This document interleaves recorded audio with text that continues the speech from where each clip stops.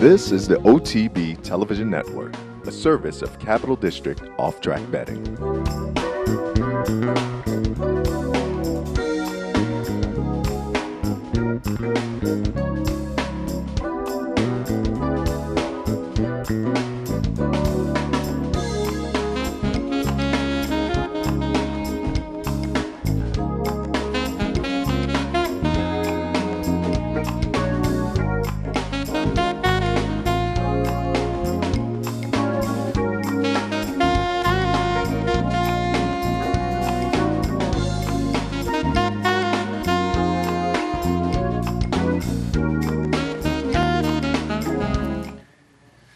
Good morning and welcome to the Handicappers Report for Friday morning. We wrap up another week, rapidly approaching Christmas. Hopefully everybody's got their shopping done. I wrapped it up yesterday.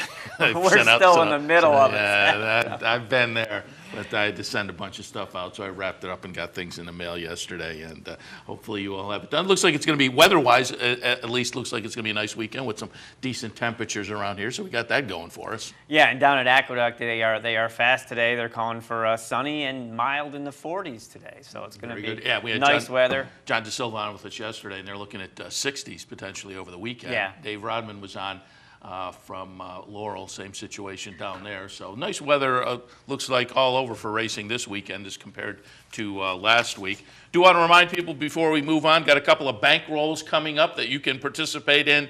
My partner Steve Bick, because of that crazy weather last weekend, his bankroll last weekend was canceled, postponed to this coming Sunday, December 22nd, a couple days away, right here at the Clubhouse Racebook, 711 Central Avenue in Albany. $500 bankroll with Steve Bick. Again, he's my partner on Loose on the Lead. He is also the host of Sirius and XM Radios at the races. Come on down here. You can see what he's playing during Sunday afternoon's cards and chat with Steve if you'd like to get some thoughts on from him on racing issues. Certainly, I'm sure between races he'll be more than happy to do that. 25 patrons will be randomly drawn at 1:30 right down here at the Clubhouse Racebook. That's this Sunday. Also, next Friday right here at the Clubhouse Racebook, again, 25 lucky patrons can participate in a $500 bankroll, the $500 happy hour bankroll down here at the Clubhouse Racebook. Again, coming up, bankroll with Bick on this Sunday, and then the happy hour bankroll next Friday, all right here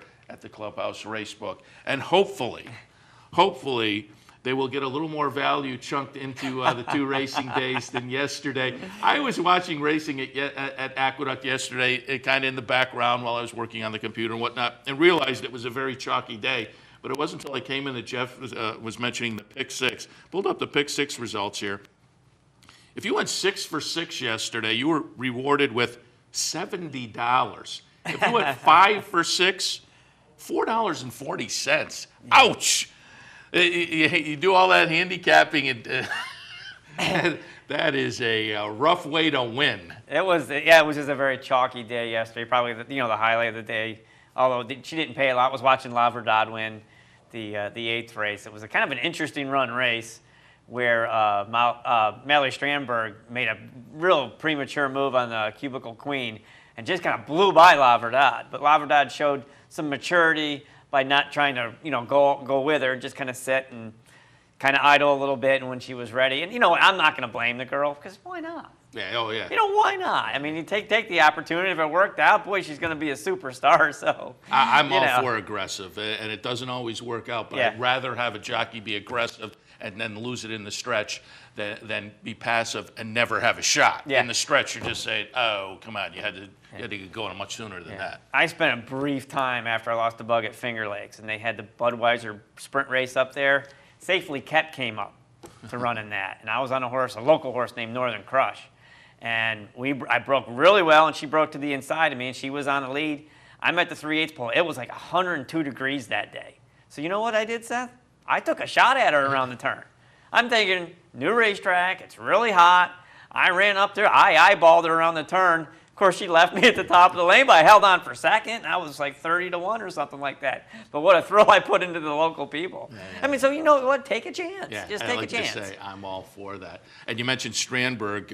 Over the past week or so, the Racing Forum has looked at some various jockeys around the the Northeast anyway. They mentioned Franco as an apprentice to keep our eyes on in New York, doing very well, and Carrasco down in Maryland also doing very well. And I had Dave Rodman on yesterday, and we mentioned Nick Juarez, who I think 20 years old, won his career debut down at Laurel Wednesday, Thursday, last week sometime. First career start and wins as a 20-year-old. But in the press release that Laurel sent out, they also mentioned he wasn't the only 10-pound apprentice to win. Last week also, 37-year-old, and I think it's Carlos Gutierrez, I think, I'm not quite sure, but 37 years old, had come up from South America. 37-year-old 10-pound apprentice also wins. And I said to Dave Rodman, I wish they had records like that. That has got to be, if he's not, he's got to be close to the oldest 10-pound apprentice that has won a race. Well, good for him. And Nick Juarez is the son of Calixto Juarez, who was a stable rider there, a solid journeyman rider in the Mid-Atlantic. I remember riding with Calixto. Feeling old now that the kids are coming out. But then you see Trevor McCarthy, who's the son of Mike McCarthy. Maryland's become a hotbed for apprentices, like it was in the 80s. It's there's been so many good apprentices. You got a good female, Chelsea Kaiser, I think. Yeah, Chelsea Kaiser. This Carrasco kid, there's some buzz about him possibly being the Eclipse Award apprentice jockey. He's had a tremendous fall season. So, it's good to see that some of these young riders come up and they embrace the young riders there in Maryland and they give them opportunities. Yeah, at Maryland for years and years was a hotbed of young riders, apprentices, good apprentices, and guys coming up, guys with the McCarrans and the DeSormos that we are very familiar with. And I think one of the reasons I think it's a really good place for a young apprentice is because there's so many racetracks that you could go to from there. You can go to Penn National at night. You can go to Charlestown at night. On your dark days in the spring, you can go to Delaware. You can go to Parks. So there's lots of opportunities to ride there. And I think there's a young apprentice down in Gulfstream right now that used to gallop for Shug McGahee. His name's Octavio. He's his son. I can't come up with his last name. But I was trying to get him to go to the Mid-Atlantic region. He's down there at Gulfstream Park, and he's starting to do a little bit. But I said to him, if you can get there, because there's so many opportunities to ride in other venues. And we see that with a guy like Franco, who's based in New York, but on the off days you often see him over at Parks. Yeah. And you got that 5-pound apprentice. You only have that allowance for a certain amount of time, and so a lot of times, as you say, these guys in the Mid-Atlantic or in New York, you'll see them out there at the various other tracks on the dark days. They absolutely make the most of that 5 pounds. Make hay while the sun shines. Yeah, no question about it. And I had another question that I was going to toss at, a jockey question from now it slipped my mind.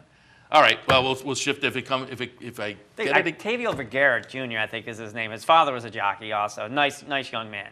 So I'm the one that I was talking about that I know. I know what I was going to ask. Okay. And I mentioned it on with Anthony Moore a couple of weeks ago. We were talking about the opening at Tampa Bay, and De La Cruz, who is doing so well down there very early, looked like he was going to be in a good spot because he'd done well at Tampa last year. So it looked like he'd be in a good spot, and Daniel Centino had announced that he was going to stay in Maryland, in fact. And I said to Mormino that day, I wonder how long that's going to last. How long do you sit in the jock's room, flip the channel to Tampa, and say, I'll stay up here in the snow? Well, it lasted about a week and a half. Centino has announced, starting Saturday, back down at Tampa Bay. You know what I noticed also at Gulfstream? Kendrick Carmouche, who did very, very well at Parks for several years, he announced earlier this year that he was going to go to Aqueduct for the winter. But now he's gone to Gulfstream. And Seth, I don't think that was a wise move. I don't really think that was a wise move. Yeah, probably between the two, you're right. The next logical step might be the inner in New York, where you can make a little bit of a name for yourself, and particularly a guy like him who did so well at Parks, you would think you'd have some connections and you could make a little name. You go to Florida, though, and I said that when I read the Carmouche story, moving out of Parks, where he's been perennial at the top of the standings over the past few years. But it's very tough to break in because you don't have the connections to begin with, and all the top guys are down there. Yeah, well, I wish him the best of luck. I think it was a bold move. I really do. And he is a good young rider, so I hope it works out well for him. But it's going to be interesting to see. We'll I think he may have made a wrong decision. But make a good point. Speaking of Gulfstream, we have 10 races to get through today. Seth, why don't we start with the opener and get right into the handicapping. The opener is 7 furlongs. It is a claiming event. Fillies and mares 3 and up, which have never won 2 races. The claiming price is $10,000. 4, 1, 2, and 5 for me. The number 4 is Genuine Treasure. You got three things working here that I think make this horse very, very potent in here. You have speed, nice early speed. You have a cutback in distance, 1 1/16 to 7 furlongs today. And you have a fairly significant class drop. This one last time out was at 16. Before that, an optional 16, et cetera, goes for 10 today. So speed, cutback in distance, class drop, all adds up. I think Genuine Treasure should be legitimate in here. Capriccio Blue, the second horse in my mix, number 1, ran well for 10,000 last time, dropped down to the 10,000 level last time, and ran well. So it seems to be in perhaps the comfort zone now. Third spot, the number 2, Elusive Harmony. Question is the layoff. This horse, excuse me, has been off since July. 3 career starts, a couple of them in May of this year over at Calder. The July start was right here at Gulfstream. Claimed out of that event. First 3 starts, a near miss, second place finish, broke the maiden in the second career start, and then again at this 16 level, ran 3rd last time. So has run well at this price tag, but off since July. I think this horse will be capable if ready, but that's the question mark. Might need one. We'll see. In the opener, I have it 4, 1, 2, and 5. Let's move along to race number 2 at Gulfstream Park. 1 mile on the turf. It is a maiden claiming event for fillies and mares 3 and up. Claiming price is $40,000 down to $35,000. And I didn't mention, I always like to mention at the top. I stuttered there because usually it's 3, 4, and 5-year-olds, and this one just says 3 and up. So. And I usually at the top of the show will say what I did last time. I wasn't in yesterday, but I was in Wednesday. 4 for 9 at Aqueduct. But again, I'm an exacta guy, and I wasn't really getting the exactas in there. So it was one of those days where, 4 for 9 with winners on top was an okay day in that category. But I was not putting together the exactas. So, but it's an intriguing card today at Gulfstream. So we'll see what we do here. In the second, 10, 6, 1, and 4. The number 10 is Sheikha.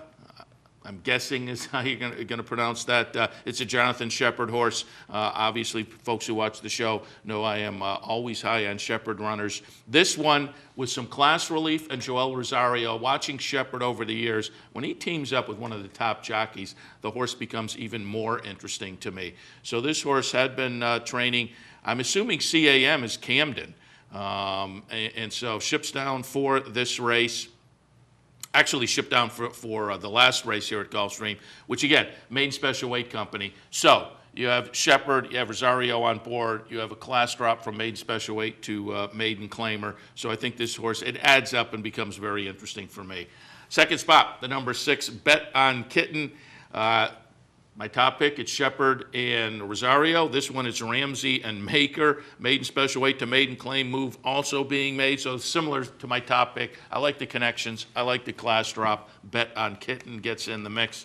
And then in the third spot, the number 1, Ultimate Speed. Okay, try in the first start on grass. The career debut, they wanted to get on grass, but it was washed off. Threw in a little bit of a dud that day. But when they got on the preferred surface last time, horse ran decently. A second place finish, well beaten, but just had a winner there that was a little bit better than the rest of the field. This one also had a little bit of trouble at the start, so I think Ultimate Speed could be very interesting, particularly if that 8-1 morning line holds up. In the second, 10, 6, 1, and 4. Moving on to the Gulfstream Park third race, 5 furlongs on the turf, maiden claiming event for maiden 3 and up. Claiming price of $25,000. And Seth, didn't they? Just a week ago they were only doing 3, 4, and 5-year-old maidens at Gulfstream Park. Now it's just 3 and up. That's a good question. I know Parks, one of the tracks we do is 3, 4, and 5-year-olds. I haven't been that clued into the Gulfstream conditions, but you might be right. Gulfstream's third, I have it 11, 7, 1, and 10. The number 11 is Lofty Heart. Put in a pretty solid debut effort. That was a turf sprint. It was also last February. Came back at Keeneland on the synthetic surface for a 50 tag. Was not very impressive that day, although did show some early speed. That was at 6 furlongs. So again, returning to a turf sprint today, 5 furlongs. Maybe we'll see something much closer to that career debut, and that's what I'm hoping for. A little fitness in from the last race, and having shown an affinity for this turf sprint course here at Gulfstream. I'll put Lofty Heart on top. Second spot, we'll go with Struck Gold, moves to the grass. Now this is a second-time starter. The career debut wasn't much, but again, the move to a turf sprint, with Wesley Ward in this horse's corner, I'm expecting improvement off of that career debut. In the third spot, I'm going to go to a first-time starter at large. And what attracts me here is just, I think there's nature and nurture at work here for a first-time starter. I think there's more nurture, though. Kirk Zaidi, very, very good first time out of the box, also hitting at a high percentage this year. That adds up to make this one very interesting. Again, the breeding is also a little bit interesting. The trainer first time out of the box is more interesting, though. So I have the one at large in the mix also. For me in the third, 11, 7, 1, and 10. That's going to take us to race number 4 at Gulfstream Park, 6 furlongs. It is a claiming event for fillies and mares 3 and up, which have never won 3 races, or straight 3-year-olds. Claiming price is $10,000. 3, 6, 7, and 5. The number 3 is Ronan Victoria. Get some class relief in here. Last time out, an optional claimer at the 25 level. Prior to that, 22 level, 20. Goes for $10,000 today. So again, I think there's some significant class relief. 10 to 1 on the morning line. This horse becomes very, very interesting to me. Again, I think the class relief, last couple of starts weren't much. But I think the class relief is enough to get a wake-up call, because you look on the page, there are some decent efforts here that you can hang your hat on and think maybe we'll rebound to those with the relief today. Ronan Victoria on top. Second spot, we'll go to number 6, Wonderfully.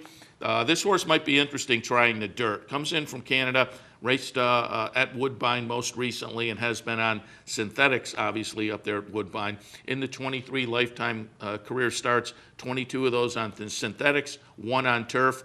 None so far on dirt. By pure prize, I think this horse is, as I say, with the move to dirt today, I think this horse is going to be perhaps a little bit interesting. And again, at a decent price. So I have 10 to 1 on top, 12 to 1 in the second spot. Third spot, I have Josh's Butta. This is one that just missed last time, so I think this horse is in some pretty good form. Class-wise, that's going to be a question mark, but I think the horse is in good form. And looking at the rest of the field, if that form holds up from the last race, this horse could be up in the mix as well. On the odds, I'm going to do a little 4-horse exacta boxing here. I'm going to tread lightly, though. It's not the kind of race. I think class-wise, this is the kind of race that maybe a little bit of anything can happen. But I'll hope part of what that anything is my top 2 get in there 10 and 12 to 1. So again, I'll tread lightly, but I'll box up the 4. 3, 6, 7, and 5. Moving along, race number 5 at Gulfstream Park, 1 mile on the turf. It is a maiden claiming event for 2-year-old fillies. The claiming price is $35,000 down to $30,000. 11, 4, 8, and 10. The number 11 is Shakespearean Dream. Some interesting breeding here.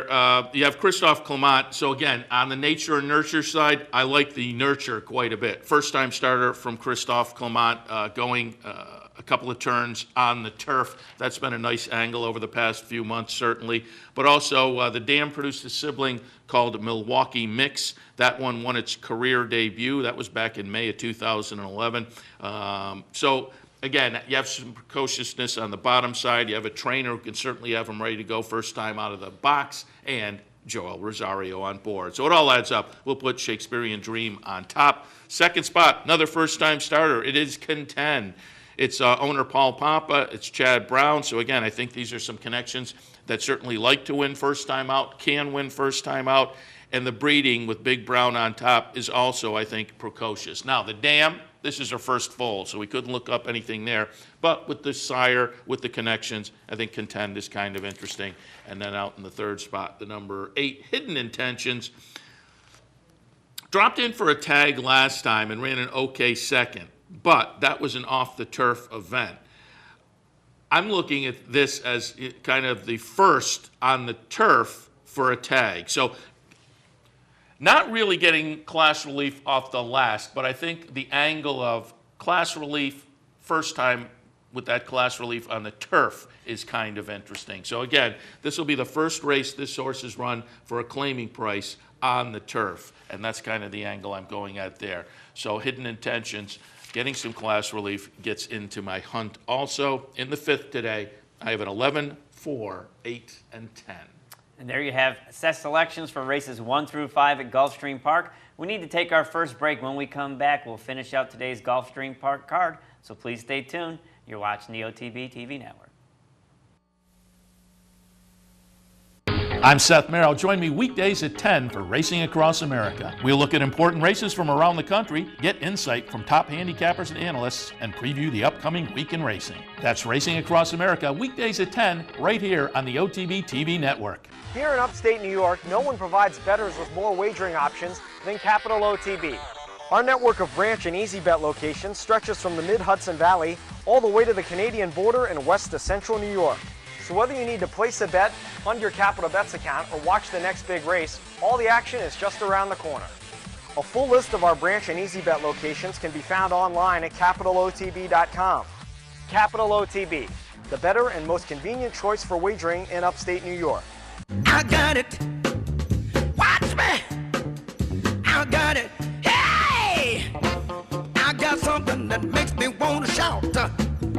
I got something that tells me what it's all about. I got a move that tells me what to do. If you don't, brothers and sisters, then you won't know what it's all about. Funding your Capital OTB bet account is as easy as 1, 2, 3. 1. Easy Money. Clearly the fastest and easiest method of depositing funds into your account. Make deposits or withdrawals in just minutes. 2. Green Dot Money Pack. Gives you instant access to your funds. Green Dot Money Packs are available at thousands of retailers nationwide. And 3. MasterCard Visa. Simply click on the link from the funding page, enter your account information, and fund your account. CapitalOTBBet.com. Log on today. Hey race fans, head down to the all-new Clubhouse Racebook. With live horse racing on more than 250 flat-screen TVs, state-of-the-art wagering terminals, and amazing Vegas-style atmosphere. The Clubhouse Racebook, 711 Central Avenue, Albany. Welcome back to the Handicappers Report. Thank you for joining us on this mild Friday morning, mid-December. Before the break, Seth gave you his selections for Gulfstream races 1 through 5. We're going to move along to race number 6. Now it is 1 mile. It is a claiming event for 3 and up, which have never won 3 races or have not won a race since September 1st of 2013. Claiming price is $6,250. And I have this one labeled as a very competitive race. I think you can make an argument for a number of horses in here, but I wound up 2, 7, 10, and 3. Number 2, Worth a Buck, just the class relief. This horse comes back for $6,250 after having been claimed last time out for $20,000. It's enough class relief that maybe you have to scratch your head a little bit. But you go back to last April, this horse ran for 14 and was in for some 16s. And so, yeah, are they shopping for a winning spot, or is this horse just, you know, you look at the last 3 races and the horse is going the wrong way. Horse was claimed. That was end of September at Belmont, so it comes back for $6,000. You know, I get it, folks taking a shot against it, and it's a dicey proposition. But that 15-1 morning line might hold up, and so in a race like this, I'm willing to take a little bit of a shot. Worth a Buck on top. Second spot, the number 7 Jack Wagon. Another horse finding some class relief, was in a 10,000 starter last time. Before that, a 16 was claimed from a 10 last 3 starts back, and that was a pretty good effort. The last couple, not so much, but I think this one probably well spotted. Again, won for 10,000, or ran a close-up second for 10,000, 3 starts back. So the last couple was maybe ambitiously spotted, probably more in the comfort zone today. And then the number 10, Tyler's Wildcat. Another one that could be finding some class relief, was in a starter last time, a starter allowance 10 before that, an optional 25 before that. And again, the last 3 aren't much to write home about, but you look back and there are some good efforts in allowance and optionals that were higher up than this. So yet another one that I think may rebound to some decent form with some class relief. But as you can tell, I have real reservations about all 3 of my top picks.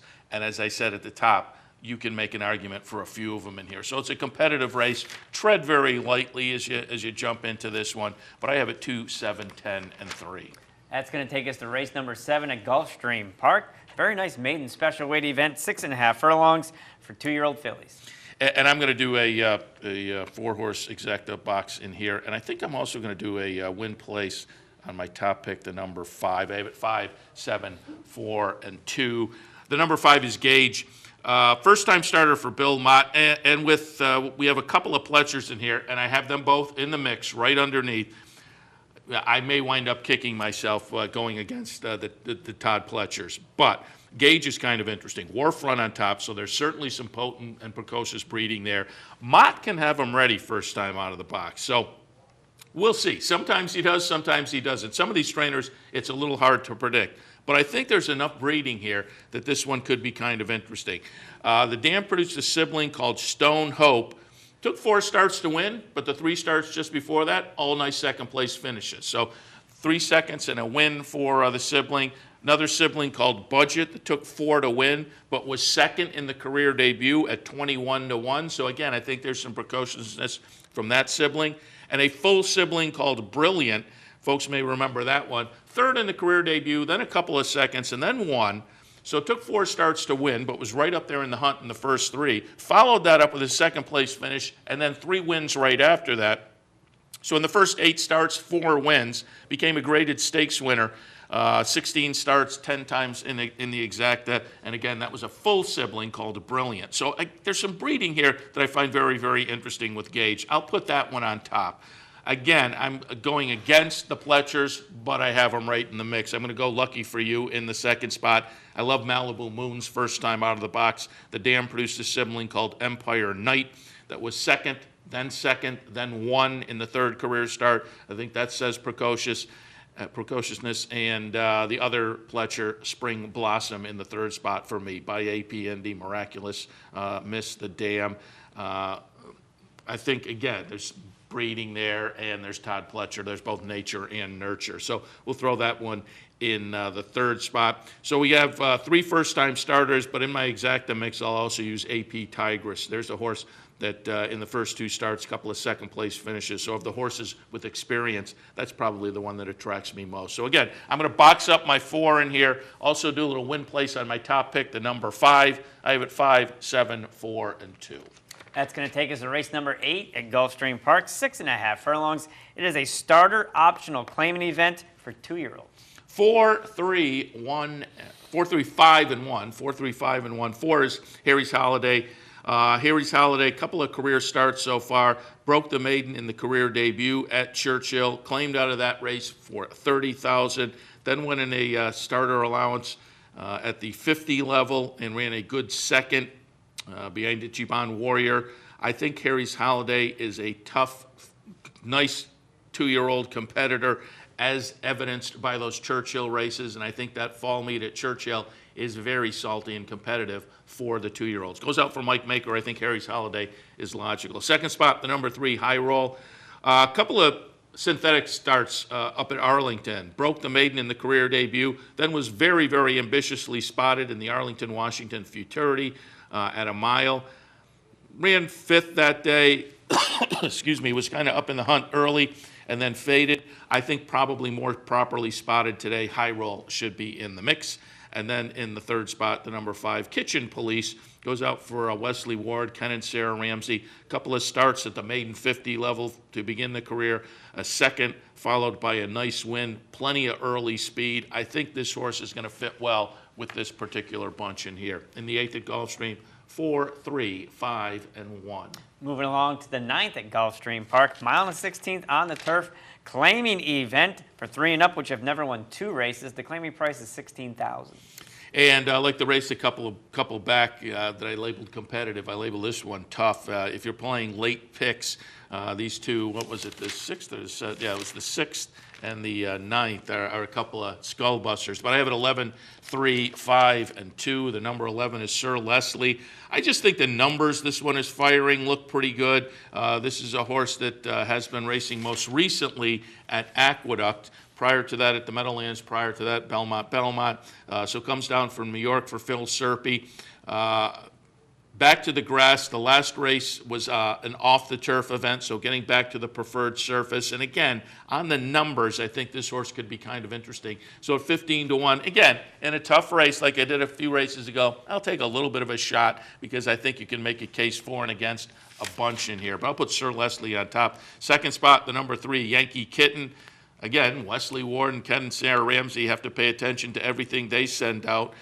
They another who last raced up in New York at Aqueduct, put in a pretty good effort number-wise last time in a 12-5 claimer, so moves up a little bit. But again, just looking at the rest of the field, I think Yankee Kitten will fit. And then in the third spot, Hudson Miracle goes out for Chad Brown and owner Michael Dubb. Another one in an off-the-turf event up in New York last time. Prior to that, had broken the maiden. So I think this horse has kind of turned the corner. Took, 9 career starts to break the maiden. And then last time, didn't get the surface that he wanted. Gets back on the grass today and may continue the nice progression shown in the maiden break, a couple of starts back. So for me, again, I will say you can make cases for and against a bunch in here. So this is one I move into cautiously, but I have it 11, 3, 5, and 2. That's going to take us to the finale at Gulfstream Park, race number 10. 1 mile on the turf is a maiden claiming event. For 2-year-olds, the claiming price is $35,000 down to $30,000. I have it 1, 4, 11, and 7. The number 1 is Station Commander. Just one I think might prove tough on the front end.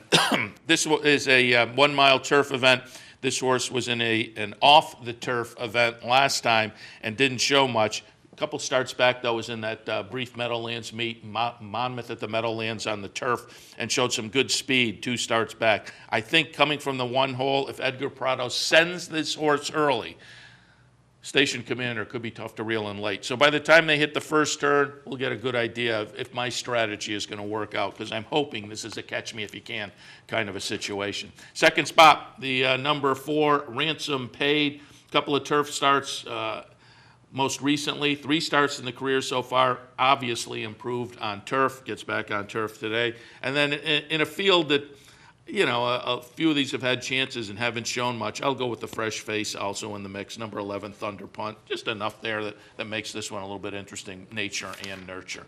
10th and final at Gulfstream today, 1, 4, 11, and 7. Just one interesting quick note about the 10th race, number 7, named Little Rocco, ridden by Joe Rocco Jr., who we used to call Little Joe when he'd hang out with his dad in the jocks. We call him Little Joe or JoJo, so I still call him that. And, but he's a good young rider, so there's a little hunch bet for you. And there you have Steph's selections for today's Gulfstream Park card. We're going to take another break. When we come back, I'll get my picks for Aqueduct. Please stay tuned. You're watching the OTB TV Network. This is Steve Beck. Join me Tuesday through Saturday here on OTB TV for At the Races, my Sirius XM daily news magazine of the thoroughbred industry. Handicapping, interviews, analysis, everything you could want. 6 a.m., OTB TV. Hey, race fans, head down to the all-new Clubhouse Racebook and get in the game. With live horse racing on more than 250 flat-screen TVs, state-of-the-art wagering terminals, fantastic food and drinks, an amazing Vegas-style atmosphere with seating for nearly 900 of your closest friends. Conveniently located at 711 Central Avenue, right off Exit 5 of I-90 in Albany, the Clubhouse Racebook is the better choice.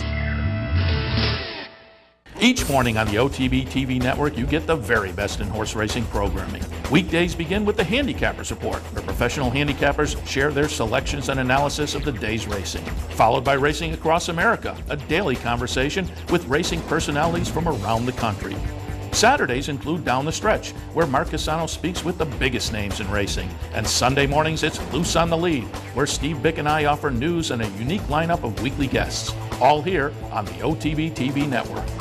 Wagering at CapitalOTBBet.com is as easy as 1, 2, 3. 1. Capital Bet TV, the fastest and easiest online wagering experience where you can monitor 5 different tracks simultaneously. 2. Capital Bet Express. Its straightforward program layout and interactive handicapping information lets you build your wager quickly and efficiently. And 3. Capital Bet Pro, designed especially for the professional horse player. CapitalOTBBet.com. Log on today. Missed one of our TV shows? No worries. Now you can catch all your favorite programs online. Simply log on to CapitalOTB.com and click on the YouTube link at the bottom of the homepage. And look for our new podcast coming soon. CapitalOTB.com. Log on today. Welcome back to the Handicappers Report on this Friday morning. I just took a look at Gulfstream for Friday afternoon. Jeff will now take a look at Aqueduct for today. The opener down at Aqueduct is a plain vanilla 20,000 claimer. These are 3-year-olds and up. They'll go 1.70 miles. And the track is listed as fast, sunny, mild in the 40s down there at Aqueduct today. Like you said, Seth, this is, plain vanilla. I call it just the old-fashioned open open $20,000 claiming event. I went with the number 2, Awake at T-Wire. He was claimed for $16,000 out of his last outing, which was on the turf.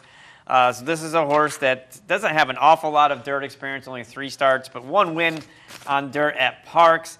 I'm hoping there's going to be a little bit of pace for Awake at T-Wire to run into. It looks like he likes to have a target in front of him. And Seth, he's 9-2. He's got Jose Ortiz aboard. I like the fact that he was claimed by some pretty smart claiming connections. Michelle Nevin, the trainer, is a longtime assistant to Ricky Dutrow, claimed by James Riccio. So I'm thinking there's a reason they claimed this horse, who primarily has done his best work on the turf and synthetic racetracks.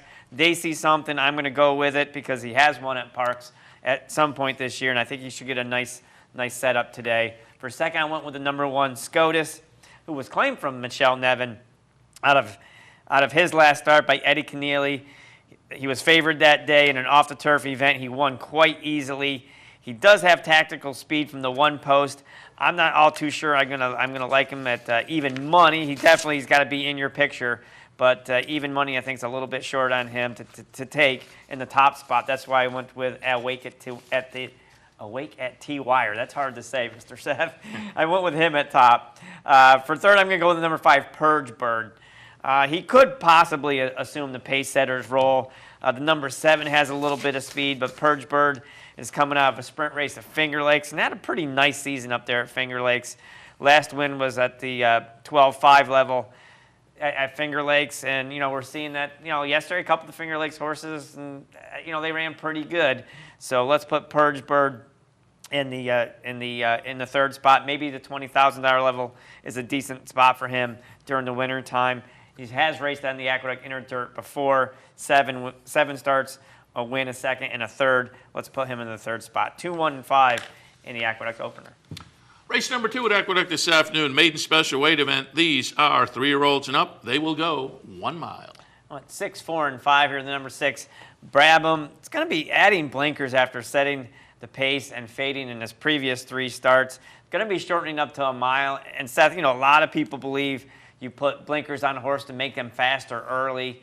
Not necessarily, he doesn't need to be any faster early. I think they're putting the blinkers on him because he might be losing his focus late in the race. So I wouldn't anticipate they're going to put these big, full cup blinkers on him. They'll probably have a much shorter cup. So it looks to me they just want him to start focusing a little bit more down the lane. He's been the beaten favorite last time out. I like the cut back. I like the fact that, they're going to put blinkers on. Hopefully it'll keep him focused down the lane. Kieran McLaughlin, Irad Ortiz. Let's put Brabham on top. For second, the number 4, Engine, who's going to be your logical favorite. And he's probably very happy a horse named Warrior's Crown is not in this race. In his debut, Warrior's Crown was second. He was third. And then in the subsequent race, Warrior's Crown won. He was second. So he's been right there both races. And at 7-5, you can't leave him off. Just, they kind of make it interesting. Maybe a decent triple. I threw in the number 5, Bred to Boss. He's going to be adding blinkers in his 6th start. Just one to throw in the mix at a decent price that maybe he can get in there. I left off the number 3, Bellamy Chief, because he has been on the pace last time out and held on pretty well, but I think he'll have some company on the front end, and maybe he'll fade, and a horse like Bred to Boss can get up there to be third at a decent price. 6, 4, and 5 for me in the Aqueduct second.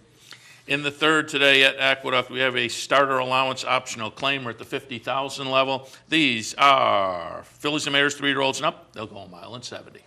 2-1 entry and 6 here. The number 2, Evan Deere, going to be making her first NYRA start for David Jacobson, exiting a win at the $30,000 level at Churchill Downs this fall. As Seth said, that's a pretty solid meet.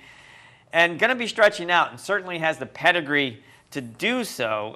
She's by Lemon Drop Kid out of a deputy minister mare, and I thought it was interesting that she's been basically sprinting throughout her whole career. She does have 1 start at a distance. It's nowhere on the page, so it must have been very early in her career, but she does have the 1 hole. She is going to show some speed. I'm assuming from the one post that David Cohen, with that speed, you're going to try and take advantage of it and kick it out there. So I'm expecting her to be on the pace, and with that pedigree, she should be able to carry this the whole way. It's just interesting to me with that kind of pedigree why she's been sprinting. Maybe there's some breathing issues there or something, but I think she's going to be awful dicey, and today breaking from the number 1 hole. For second, I went with the Rudy Rodriguez entry, the plain one, Ferenz Feeling. Not quite as hot on that one as I am the 1A. Ferenz Feeling's been off since January, 2 for 3 lifetime, but Irad Ortiz is named on both of these horses. I'm assuming Rudy's going to take one of them out. I'm hopeful it's going to be the plain one because I think she would probably need a race anyway. The 1A Alley Sweet was claimed to have an easy score for $35,000 in September, and she is 2 for 3 lifetime. So I think she should be tough and probably close to the pace today. That's the one I like better, is Alley Sweet. For third, let's take a look at the number 6 Royal Suspicion.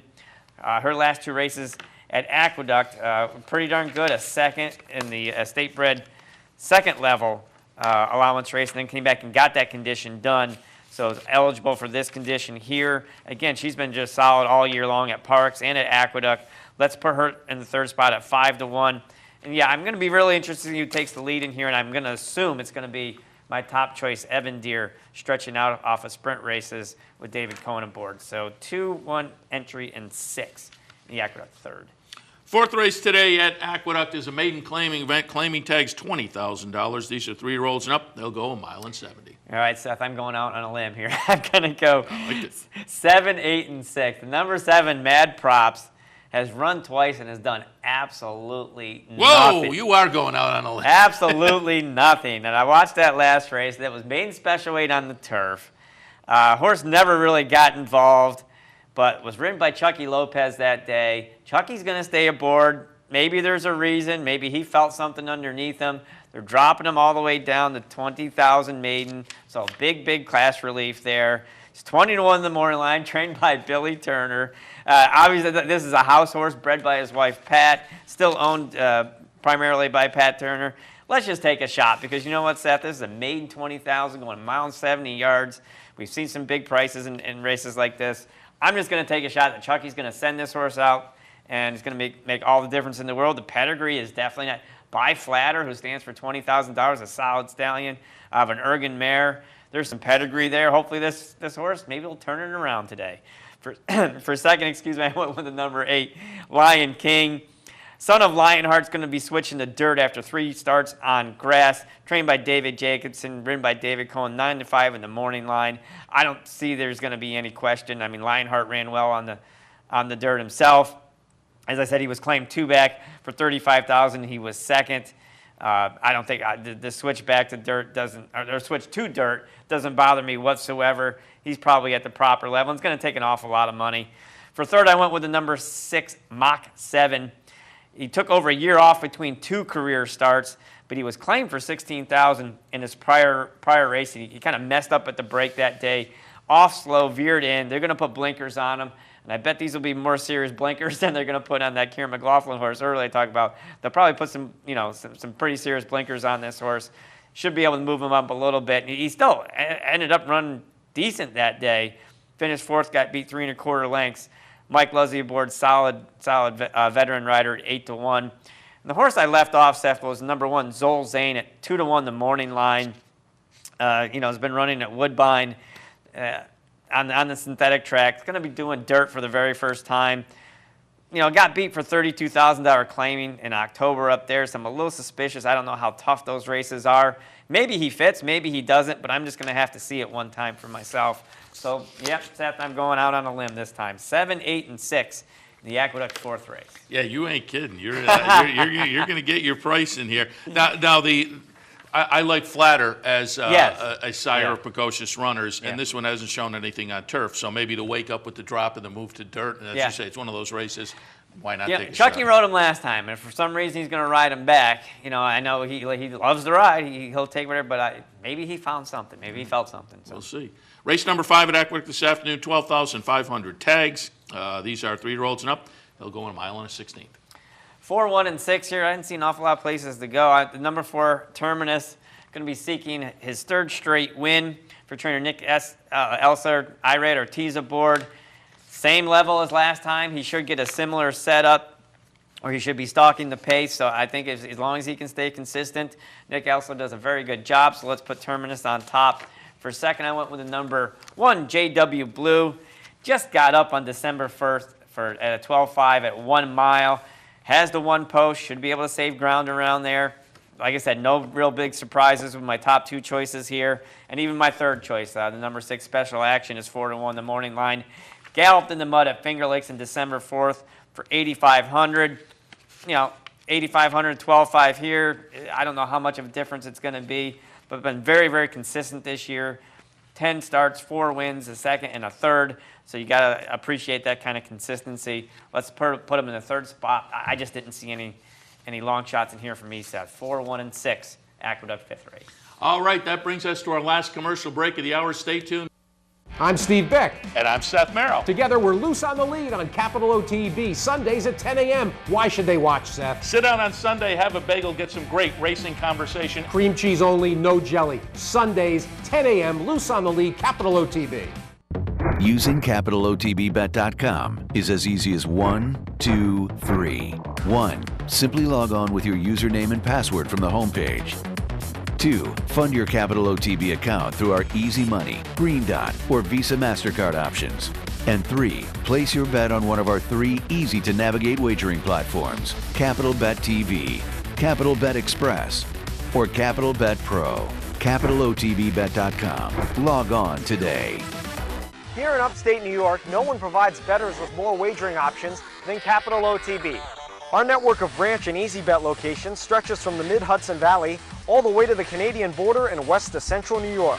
So whether you need to place a bet, fund your Capital Bets account, or watch the next big race, all the action is just around the corner. A full list of our branch and easy bet locations can be found online at CapitalOTB.com. Capital OTB, the better and most convenient choice for wagering in upstate New York. I got it. Watch me. I got it. Hey! I got something that makes me want to shout. I got something that tells me what it's all about. I got a move that tells me what to do. If you don't, brothers and sisters, then you won't know what it's all about. I'm Mark Cassano. Join me Saturday mornings at 10 for Down the Stretch. We'll inform, analyze, and welcome in the biggest names in racing. So join me Saturday mornings at 10 for Down the Stretch, right here on the OTB television network. Welcome back to the Handicappers Report for this Friday morning. Seth Merrill and Jeff Carroll taking a look at Gulfstream a little earlier. Now we're continuing our look at Aqueduct for this afternoon. Race number 6 is a state-bred maiden special event. 3-year-olds and up, they're going to go a mile and 70. You know, Seth, I didn't find anything in here that I was really, really interested in. I don't like this race, but we do have to make some selections. And there's a horse in here that's going to collect a $65,000 pot, and more power to him. But I'm telling you, I don't think any of them are. These aren't superstars, even by New York bred standards. I went 8, 6, and 2. I kept looking and looking and looking to see if I could find something at a price. I know the number 4 One Cat's Chance. I once, after he finished second 3 starts back, I kind of liked him moving on, but he just kept disappointing me in his next 2 starts. So he doesn't look like he's going the right direction. The 8 My Teddy Bear is 0 for 18 lifetime. I generally don't like to pick horses in maiden races that are 0 for 18 lifetime. But he was second in his previous start over my second choice, Jesse's Giant Dunk, who is only 0 for 6 lifetime. And obviously, Jesse's Giant Dunk is capable of winning. As I said, I didn't see anything in here that I was overly excited about. Somebody's going to win this race. Somebody's going to collect a nice pot. So I went 8, 6 as my top 2. They're pretty darn obvious. For third, I went with the number 2, No Nukes, who made a 4-wide rally to finish second last time at the State Bred Maiden $25,000 level. And the reason I'm throwing this horse in my mix at 10-1 is I think you got a very nice positive rider change from Bug Boy Manny Esquivel to Irad Ortiz. I think, that's a world of difference right there. And at 10-1, maybe, that $25,000 second got him going in the right direction. It was a stretch out to a mile. Let's throw him in the mix. As I said, Seth, I just wasn't a lot to get overly excited about in this race. $65,000 pot for Maiden New York Prez. Man, how good is that? Yeah. How good is that? 8, 6, and 2 in the Aqueduct 6 race. 7th at Aqueduct this afternoon, an optional claimer starter allowance at the 20,000 level. These are 3-year-olds and up. They will go a mile and a 16th. And nobody in here is in for the $20,000 portion, so everybody's going to stay home. We're going to go back to the same barn. They're all in for the starter allowance portion. I went 2, 1, and 7. The number 2, Spirited Touch, my top choice, just fits this condition well. Was claimed for $35,000 from David Jacobson to Dominic Galuccio. Both of them do nice work. Has early foot. It's got Chucky Lopez aboard with an inside post. So you know what Chucky's going to do? He's going to put Spirited Touch on the engine. I do like the 5-1 here with that kind of those connections. Galuccio knows what he's doing. Chucky knows what he's doing in the front end. I mean, he could possibly get a little bit of company from the number 8 Barrister Jim, but Barrister Jim's ridden by Irad Ortiz, and I don't think he's going to get into a suicide duel. He'll probably lay off of my top choice, Spirited Touch. So let's put Spirited Touch in the top spot. For second, I had the number 1 Bernardo. It took a while for Bernardo to break his maiden. It took him about 10 starts, but it's been very consistent ever since. You talk about a light bulb moment. He broke his maiden by 10 and then came back and won the entry-level state bred allowance, and then was a good second in open company, a good third back in the 2-level state bred allowance. So he's, again, inside post, going that mile and a 16th. You got to throw him in the mix at 2-1. And for third, I went with the number 7, Lure of the South, to try to get some kind of price horse in my mix. He's been racing exclusively on the turf since April, but he did run well on the inner dirt his previous season. 6 starts, 2 wins. He should be running late, and again, he should, hopefully get a nice pace to run into. So at 15-1, he's got Manuel Franco aboard, who we talked about. It's been doing some good work. I know Manuel, when he first came to New York in the spring, had a little bit of a tough time getting going. He just couldn't get quite the mounts, but he went to Monmouth Park, did well there, came back, and I've talked about the Ortiz brothers that worked on their dark days with Angel Cordero watching films. Manuel Franco was in that bunch also, so they've all had a very, very good teacher. Let's put Lure of the South in the mix. 2, 1, and 7 for me in the Aqueduct 7th race. 8th race today at Aqueduct. Aqueduct is a state-bred optional claiming event. 35 tags, non-winners are 2 other than the condition. 3/4 of a mile the trip. 6, 7, and 4 here. The 6 and 7, number 6 Birdhouse, number 7 Penny Mine. I just inverted the order from their last meeting on November 28th.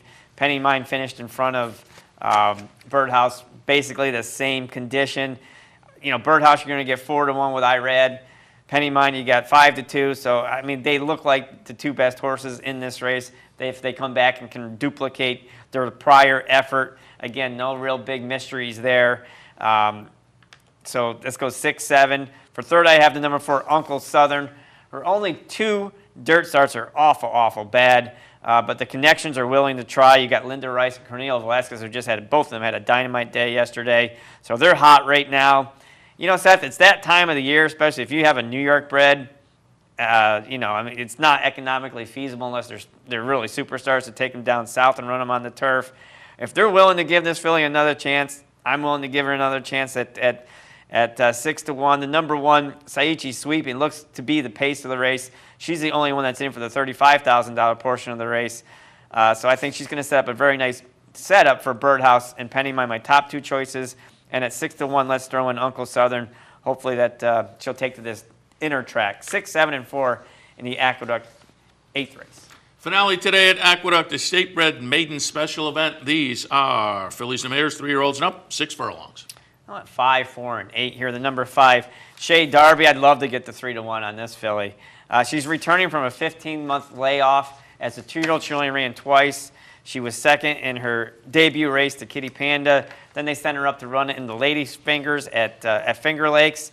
She was second that day, got beat a neck by a filly named Match Made in Heaven, who I think had about 3 stake wins in a row as a New York bred last year. Then she was sent to the shelf, transferred to Michael Trombetta, and she's been training very well at Fair Hill.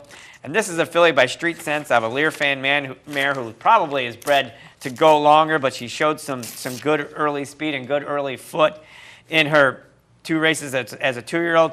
She's also getting Lasix for the very first time. Excuse me.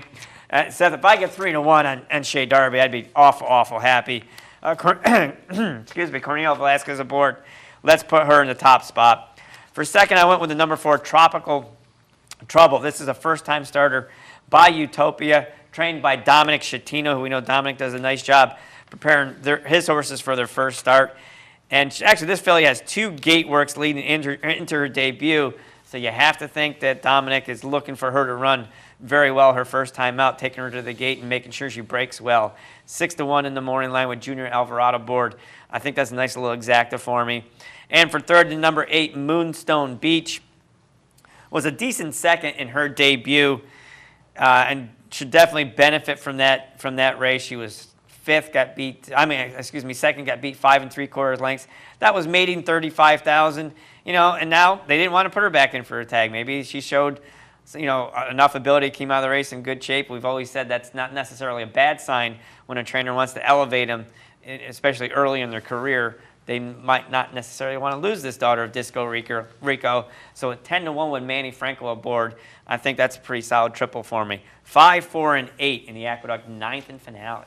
That'll wrap the Handicappers Report for this Friday morning. We looked at Aqueduct and Gulfstream. Those are but 2 of the tracks you can enjoy on the network this afternoon. We will kick things off with Aqueduct, move on to Tampa, Laurel, Gulfstream, Hawthorne, then a little later on, Hollywood, Fairgrounds, Penn National, Yonkers, Meadowlands, Woodbine, and Australia A and Australia B. Don't forget, visit capitalotv.com if you didn't get a chance to write down our selections over on the right-hand side of the page. The Handicappers Report link each and every day. Nice printable sheet with the picks that you heard here on the network in the morning.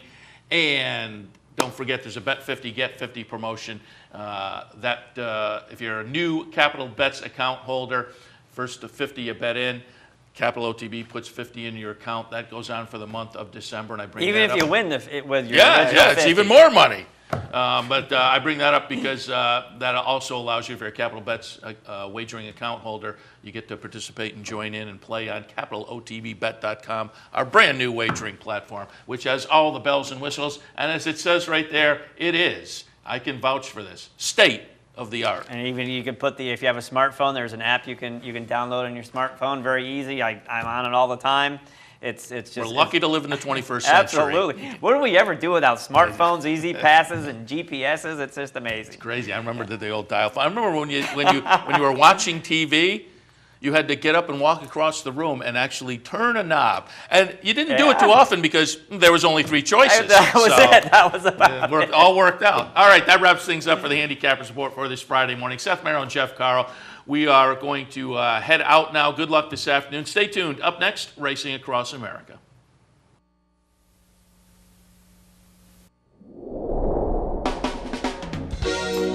You're watching OTB TV, a service of Capital Off-Track Betting.